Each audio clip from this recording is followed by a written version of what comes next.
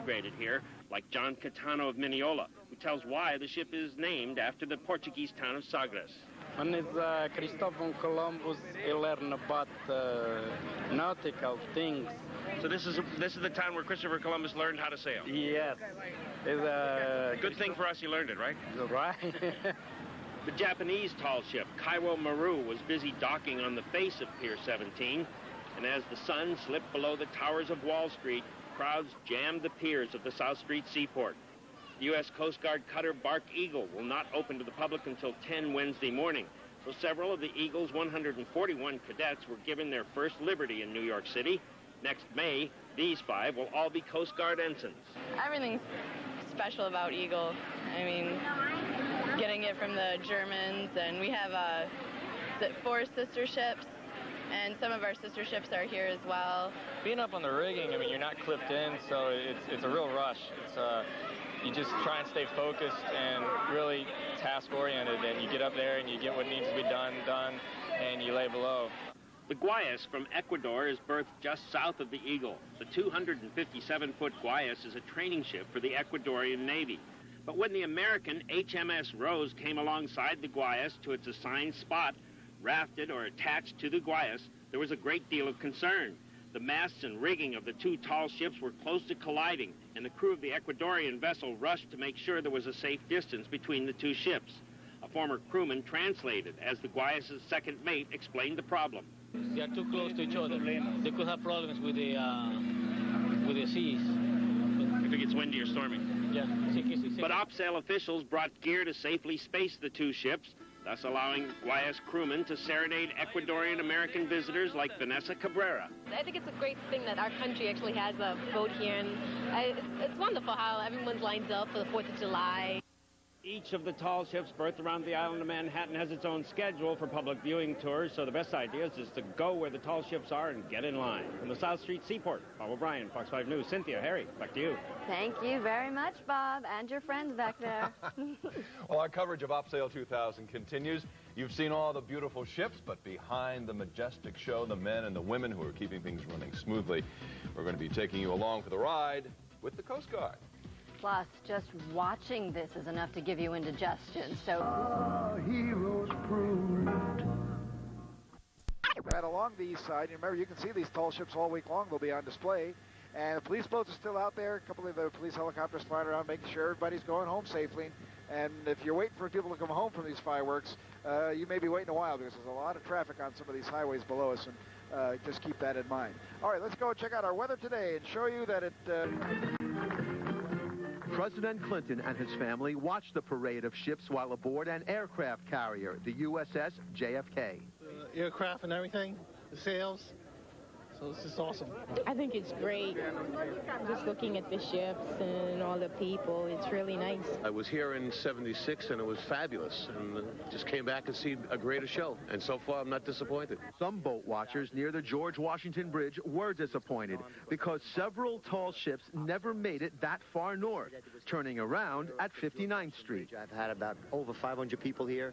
Very disappointed. Unfortunately, neither the President of the United States showed up, nor any of the vessels that were promised to us came up the river. OpSail executive James Simpson told me the ships some never saw had to dock while the water was calm. It's a tricky thing, and slack water today was at 12:51. So a lot of the boats that were berthing on the East River had to turn around a little early in order to get back in time to get in safely. But anyone can tour the ships for free through Saturday. If there was one underlying opinion shared by everyone we spoke with here in the crowds at OpSail, no matter where they are from, it was this. An event of this kind could be held only in New York. In Battery Park, Matthew Schwartz, UPN 9 News. Well, you could call it the sail of the century. Majestic white sails parading through New York Harbor as OpSail plays host to some of the tallest ships in the world. It was a 4th of July celebration that looked like pages out of a history book springing to life. And Corman Mahalik is live at Pier 88 with more on the Mariners' extravaganza. Corman? Well, Kathleen, this was a day the public got a chance to see firsthand these ships in all their glory, and it's really breathtaking. And if you haven't yet, you still have time to see them. Lieutenant Commander Aaron Jefferson Jr. brought his family to Battery Park. eager to explain the history behind this freedom schooner, Amistad. They tried to escape. Yes, they did. They rebelled against the crew. Amistad is a reproduction of the original cargo schooner, known for the 1839 rebellion of 53 kidnapped Africans intended to be sold as slaves, who later won their freedom in the U.S. Supreme Court. Lieutenant Commander Jefferson marvels at how the journey was even made back in the 1800s. How did they do it? Crossing the Atlantic from Spain or Europe over here to America in a 60-foot, 80-foot boat. I don't know how they do it without falling over the side first. Details on this replica are impeccable, like this gold eagle made of solid mahogany, weighing some 300 pounds.